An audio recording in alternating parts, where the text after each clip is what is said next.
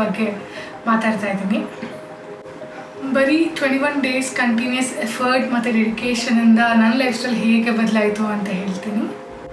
ಈ 21 ಡೇಸ್ ನನ್ನನ್ನು ತುಂಬ ಮೊದಲಿಗಿಂತ ತುಂಬ ಸ್ಟ್ರಾಂಗ್ ಮಾಡಿದೆ ಮತ್ತು ಕಾನ್ಫಿಡೆಂಟ್ ಫೀಲ್ ಆಗುತ್ತೆ. ಎಲ್ಲದಕ್ಕಿಂತ ಹೆಚ್ಚಾಗಿ ಒಂದು ಗೋಲ್ ಅಂತ ಇದ್ದ ಮೇಲೆ ಎಷ್ಟೇ ಅಪ್ಸ್ ಆ್ಯಂಡ್ ಡೌನ್ಸ್ ಇದ್ರೂ ಅದನ್ನು ಮಾಡೇ ಮಾಡ್ತೀನಿ ಅನ್ನೋ ಒಂದು ಕಾನ್ಫಿಡೆಂಟ್ ಬಂದಿದೆ ಈಗ ನನಗೆ. ಈ 21 ಡೇಸಲ್ಲಿ ನಾನು ಸೆಟ್ ಮಾಡ್ಕೊಂಡಿದ್ದ ಗೋಲ್ ಏನಂದರೆ daily each muscle group strength train ಮಾಡಬೇಕು ಅಂತ. ಆಮೇಲೆ 500 ಕ್ಯಾಲರೀಸ್ ಬರ್ನ್ ಮಾಡಬೇಕು ಬೈ ಡೂಯಿಂಗ್ ಕಾರ್ಡಿಯೋ ಅಂತಂದರೆ ನಾನು ಸ್ಲೋ ಇನ್ಕ್ಲೈನ್ ವಾಕ್ ಮಾಡ್ತಾಯಿದ್ದೆ for 30 minutes every day. And ಪೂರ್ತಿ 1 ಸೈಕಲ್ ಸ್ಟ್ರೆಂತ್ ಟ್ರೈನಿಂಗ್ ವರ್ಕೌಟ್ ಆದಮೇಲೆ ಒಂದಿನ ರೆಸ್ಟ್ ಆ್ಯಂಡ್ ರಿಕವರಿ ಡೇ ಅಂತ ಇಟ್ಬಿಟ್ಟಿದ್ದೆ. ಬಟ್ ಆ ರೆಸ್ಟ್ ಡೇ ದಿನ ನಾನು ಏನೂ ಸ್ಟ್ರೆಂತ್ ಟ್ರೈನ್ ಮಾಡ್ತಾ ಇರಲಿಲ್ಲ, ಬಟ್ ಡೈಲಿ ಕಾರ್ಡಿಯೋ ಏನು ಮಾಡಬೇಕು ಅದನ್ನು ಕಾರ್ಡಿಯೋ ಮಾಡೋದು ಮಿಸ್ ಮಾಡ್ತಾ ಇರಲಿಲ್ಲ.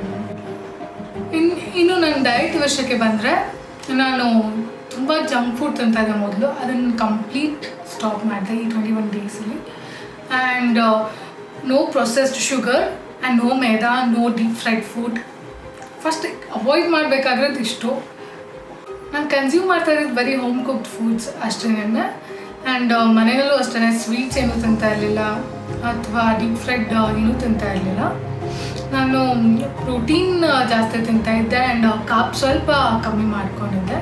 ರೈಸ್ ತಿಂತಾಯಿದ್ದೆ ಆ್ಯಂಡ್ ಪೋಹಾ ತಿಂತಾಯಿದ್ದೆ, ರಾಗಿ ದೋಸೆ ಮಾಡ್ಕೊತಾ ಇದ್ದೆ. ನಾನು ದಿನಕ್ಕೆ ಬರೀ 2 ಮೀಲ್ ಮಾಡ್ತಾಯಿದ್ದೆ. ಆ್ಯಂಡ್ ಲೈಕ್ ಬ್ರೇಕ್ಫಾಸ್ಟ್ ಆದ ತಕ್ಷಣ ಒಂದು ಸ್ವಲ್ಪ ಗ್ಯಾಪ್ ಕೊಟ್ಟು ನಾನು ಫ್ರೂಟ್ಸ್ ತಿಂತಾಯಿದ್ದೆ, ಎಗ್ ವೈಟ್ಸ್ ತಿಂತಾಯಿದ್ದೆ ಆ್ಯಂಡ್ ಒಂದು ಸಣ್ಣ ಬೌಲ್ ಆಫ್ ಸ್ಯಾಲೆಡ್ ತಿಂತಾಯಿದ್ದೆ. ಆ್ಯಂಡ್ ಪ್ರತಿ ಮೀಲಿಗೆ ಮುಂಚೆ ನಾನು ಕುಕುಂಬರ್, ಕ್ಯಾರೆಟ್ಸ್ ಈ ಥರ ಏನಾದರೂ ಒಂದು 2-3 ವೆಜಿಟೇಬಲ್ಸ್ ತಿಂತಾಯಿದ್ದೆ ಊಟಕ್ಕೆ ಮುಂಚೆ. ಆ್ಯಂಡ್ ಆಲ್ಮೋಸ್ಟ್ 3.5 ಲೀಟರ್ಸ್ವರೆಗೂ ಪ್ರತಿದಿನ ನೀರು ಕುಡಿತೀನಿ.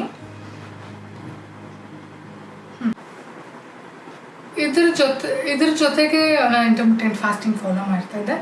ಮಾರ್ನಿಂಗ್ 10 AM ಇಂದ ಈವ್ನಿಂಗ್ 6 PM ವರೆಗೂ ನನ್ನ ಈಟಿಂಗ್ ವಿಂಡೋ ಆಗಿರುತ್ತೆ. ಮಿಕ್ಕಿದ 6 to ಮಾರ್ನಿಂಗ್ 10ವರೆಗೂ ಫಾಸ್ಟಿಂಗ್ ಆಗಿರುತ್ತೆ. ನಾನು ಆ ಟೈಮಲ್ಲಿ ನೀರು ಬಿಟ್ಟು ಇನ್ನೇನೂ ಕುಡಿಯೋಲ್ಲ ಅಥವಾ ಏನೂ ಸಾಲಿಡ್ಸ್ ಅಂತೂ ತೊಗೊಳುತ್ತೆ ಇಲ್ಲ ಆಫ್ಟರ್ 6 PM.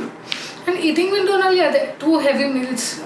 ಹೆವಿ ಅಂತ ಅಂದರೆ ಲೈಕ್ ರೈಸ್ ಒಂದು ಸಣ್ಣ ಬೋಲ್ ಮೆಷರ್ಮೆಂಟಿಗೆ ಇಟ್ಕೊತಿದ್ದೆ. Bowl of rice and sambar ಆಗಲಿ ಏನಾದರೂ ಆಗಲಿ ಜೊತೆಯಲ್ಲಿ. ಆ್ಯಂಡ್ ಜೊತೆಯಲ್ಲಿ ನಾನು ಪ್ರೋಟೀನ್ ತೊಗೋತಾಯಿದ್ದೆ, whether it is chicken, fish ಅಥವಾ ಎಗ್ ವೈಟ್ಸ್ ತಿಂತಾಯಿದ್ದೆ. ಆ್ಯಂಡ್ ಪ್ರತಿದಿನ ನನ್ನ ಪ್ರೋಗ್ರೆಸ್ನ ನಾನು ರೆಕಾರ್ಡ್ ಮಾಡಿ ಸೋಷಿಯಲ್ ಮೀಡಿಯಾದಲ್ಲಿ ಅಪ್ಲೋಡ್ ಮಾಡ್ತಾಯಿದ್ದೆ. ಇನ್ಸ್ಟಾಗ್ರಾಮ್ ರೀಲ್ಸ್ ಆಗಿರ್ಬೋದು ಅಥವಾ ಯೂಟ್ಯೂಬ್ನಲ್ಲಿ ಆಗಿರ್ಬೋದು. ಇದು ನನಗೆ ತುಂಬ ಮೋಟಿವೇಟ್ ಮಾಡ್ತು ಅಂತಲೇ ಹೇಳ್ಬೋದು. ಏಕೆಂತಂದರೆ ಲೈಕ್ ಒಂದು ಡೈಲಿನೂ ಅಪ್ಲೋಡ್ ಮಾಡ್ತಾ ಇರ್ತೀನಿ ಸೋಷಿಯಲ್ ಮೀಡಿಯಾಗೆ. ಬಟ್ ಇವತ್ತು ಒಂದಿನ ನಂಗೆ ಆಗ್ತಾಯಿಲ್ಲ, ರೆಸ್ಟ್ ಮಾಡಿಬಿಡೋಣ ಅಂತ ಅನಿಸ್ದಾಗ ಇಲ್ಲ ವಿಡಿಯೋ ಮಾಡಬೇಕು, ಅಪ್ಲೋಡ್ ಮಾಡಬೇಕು ಅನ್ನೋದು ಮಿಸ್ ಮಾಡಬಾರ್ದು. ಇವತ್ತು ಎಷ್ಟೋ ದಿನ ತುಂಬ ಲೇಟಾಗಿ ಹೋಗಿ ವರ್ಕೌಟ್ ಮಾಡಿ ರಾತ್ರಿ 11-11:30 ಹಂಗೆ ವಿಡಿಯೋ ಅಪ್ಲೋಡ್ ಮಾಡಿರೋದಿದೆ. ಆ ಥರ ಆಗಿದೆ.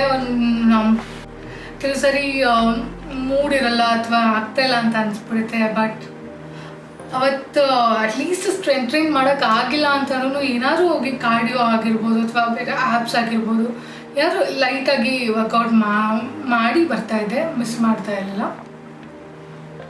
ಈ 21 ಡೇಸ್ ಜರ್ನಿಯಲ್ಲಿ ನನಗೆ ಸಿಕ್ಕಂಥ ರಿಸಲ್ಟ್ ಏನಂತಂದರೆ, ಡೇ 1 ನಾನು 77.95 kgs ಇದ್ದೆ. And by the time day 21 ನಾನು 75.7 kgs ಆದೆ. ಆಲ್ಮೋಸ್ಟ್ ಲೈಕ್ 2.2 ಕಿಲೋಸ್ವರೆಗೂ ನಾನು ಕಮ್ಮಿ ಆಗಿರೋದು. ಆ್ಯಂಡ್ ನನ್ನ ಸ್ಲೀಪ್ ಕ್ವಾಲಿಟಿ ತುಂಬಾ ಇಂಪ್ರೂವ್ ಆಗಿದೆ. ತುಂಬ ಡಿಸ್ಟರ್ಬ್ಡ್ ಸ್ಲೀಪ್ ಆಗ್ತಿತ್ತು ನನಗೆ, ಅದು ನನಗೆ ತುಂಬ ಇಂಪ್ರೂವ್ ಆಗಿದೆ. ಆ್ಯಂಡ್ ಡೈಜೆಷನ್ ಇಂಪ್ರೂವ್ ಆಗಿದೆ ನನಗೆ. ಆ್ಯಂಡ್ ಹೇಳಬೇಕಂದ್ರೆ ನನ್ನ ಬಾಡಿನ ನಾನು ಅರ್ಥ ಮಾಡ್ಕೊಳ್ಳೋದಕ್ಕೆ ಒಂದು 21 ಡೇಸ್ ನಂಗೆ ತುಂಬ ಹೆಲ್ಪ್ ಆಯಿತು ಅಂತ ಅನಿಸುತ್ತೆ. ಕೆಲವೊಂದ್ಸಲಿ ಯೂಶ್ವಲಿ ನಂಗೆ ಚಪಾತಿ ತುಂಬ ಇಷ್ಟ ಆಗ್ತಾಯಿತ್ತು, 2-3 ಚಪಾತಿ ತಿಂತಾಯಿದ್ದೆ ನಾನು. ಬಟ್ ಈ 21 ಡೇಸ್ ನಾನು ಅಬ್ಸರ್ವ್ ಮಾಡಿದ್ದು ಏನಂದರೆ, ನನಗೆ ಚಪಾತಿ ತಿಂದ ತಕ್ಷಣ ನನಗೆ ಕಿವಿ ಅಥವಾ ಗಂಟಲು ನನಗೆ ತುಂಬ ಇಚ್ಚಿಂಗ್ ಶುರು ಆಗ್ತಾಯಿತ್ತು. ಆ್ಯಂಡ್ ಚಪಾತಿ ತಿಂದಿಲ್ಲ ಅಂದರೆ ಅದೇನು ಇರಿಟೇಷನ್ ಆಗ್ತಾ ಇರಲಿಲ್ಲ.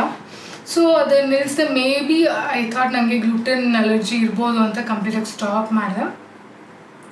ಈವನ್ ಉಪ್ಮಾ ತಿಂದ್ರೂ ಸೇಮ್ ನಂಗೆ ಅದೇ ಥರ ಥ್ರೋಟ್ ಇರಿಟೇಷನ್ ಆಗ್ತಾಯಿತ್ತು, ಇಯರಲ್ಲಿ ಮತ್ತು ಥ್ರೋಟ್ನಲ್ಲಿ. ನನಗೆ ತುಂಬಾ ಸ್ವೀಟ್ ಕ್ರೇವಿಂಗ್ಸ್ ಆಗ್ತಾ ಇರುತ್ತೆ. ಸೊ ಇದೊಂದು ಚಾಲೆಂಜಿಂಗ್ ಅಂತ ಅನಿಸ್ತಿತ್ತು ನನಗೆ ಹೆಂಗೆ ಕಂಟ್ರೋಲ್ ಮಾಡೋದು ಅಂತ. ಬಟ್ ಈ 21 ಡೇಸಲ್ಲಿ ನಾನು ಏನು ಮಾಡಿದೆ ಅಂದರೆ, ಏನಾದರೂ ಸ್ವೀಟ್ ತಿನ್ನಬೇಕು ಅಂತ ಅನಿಸ್ತದೆ ಅಂದ ತಕ್ಷಣ ನಾನು ಬನಾನಾ ಆಗಿರ್ಬೋದು ಅಥವಾ ಪಪಾಯ ಆಗಿರ್ಬೋದು ಆರ್ ಆ್ಯಪಲ್ ಆಗಿರ್ಬೋದು ತಿಂತಾಯಿದ್ದೆ. ಸೊ ನನಗೆ ಇಮ್ಮಿಡಿಯೇಟಾಗಿ ಆ ಕ್ರೇವಿಂಗ್ಸ್ ಏನಾಗ್ತಿತ್ತು ಸ್ಟಾಪ್ ಆಗ್ತಾಯಿತ್ತು. ಇದೆಲ್ಲ ನನ್ನ ಬಾಡಿನಲ್ಲಿ ಆಗಿರೋ ಚೇಂಜಸ್. ಆದರೆ ಈ ಚಾಲೆಂಜ್ ನನ್ನ ಮೈಂಡ್ಸೆಟ್ ಮೇಲೆ ತುಂಬಾ ಪರಿಣಾಮ ಬೀರಿದೆ, ತುಂಬಾ ಬದಲಾವಣೆ ಆಗಿದೆ ಅಂತ ಅನಿಸ್ತದೆ. ಏನಂದರೆ ನಂಗೆ ತುಂಬಾ ನನ್ನ ಬಗ್ಗೆ ನಾನು ತುಂಬಾ ನೆಗೆಟಿವ್ ಡೌಟ್ಸ್ ಇರ್ತಾಯಿತ್ತು ಆ್ಯಂಡ್ ನೆಗೆಟಿವ್ ಸೆಲ್ಫ್ ಟಾಕ್ಸ್ ಇರ್ತಾಯಿತ್ತು. ಸೊ ಅದೆಲ್ಲ ತುಂಬಾ ಕಮ್ಮಿ ಆಗಿದೆ. ಇವಾಗ ನಾನು ಏನು ಬೇಕಾದರೂ ಮಾಡ್ತೀನಿ ಅನ್ನೋ ಕಾನ್ಫಿಡೆನ್ಸ್ ಬಂದಿದೆ.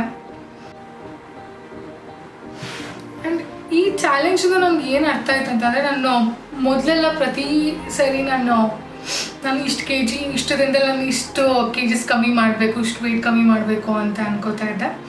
ಬಟ್ ಈ ಸರಿ ನಾನು ಏನು ಮಾಡಿದೆ ಅಂತಂದರೆ, ನಾನು ಔಟ್ಕಮ್ ಬಗ್ಗೆ ನಾನು ಅಷ್ಟು ಫೋಕಸ್ ಮಾಡಲಿಲ್ಲ. ನಾನು ಏನು ಮಾಡಬೇಕು, ನಾನು ಇದೊಂದು ಡಯಟ್ ಅಥವಾ ಒಂದು ಪ್ಲ್ಯಾನ್ ಮಾಡಿಕೊಂಡೆ, ಇದನ್ನು ಡೈಲಿ ಫಾಲೋ ಮಾಡಬೇಕು ಫಾರ್ ನೆಕ್ಸ್ಟ್ 21 ಡೇಸ್ ಅಂತ.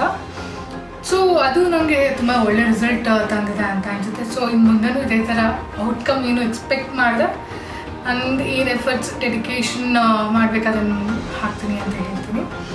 ಈ ಚಾಲೆಂಜ್ ನಂಗೆ ಏನು ಅನಿಸ್ತದೆ, ಒಂದು ದೊಡ್ಡ ಟಾಸ್ಕ್ ನಮ್ಮ ಕಣ್ಣು ಮುಂದೆ ಇರುತ್ತೆ ಅಂದರೆ ಅದು ತುಂಬ ಕಷ್ಟ ಅನಿಸುತ್ತೆ ಮಾಡೋದಕ್ಕೆ. ಬಟ್ ಅದು ಸಣ್ಣದಾಗಿ ಬ್ರೇಕ್ ಮಾಡಿಕೊಂಡು ಡೈಲಿ ಟಾಸ್ಕ್ ಥರ ಒಂದೊಂದೇ ಸ್ಟೆಪ್ ಇಡ್ತಾ ಹೋದರೆ ತುಂಬ ಈಸಿ ಅನಿಸುತ್ತೆ ನಮ್ಮ ಗುರಿನ ತಲುಪೋದಕ್ಕೆ ಅಂತ ಅರ್ಥ ಮಾಡಿಕೊಂಡೆ.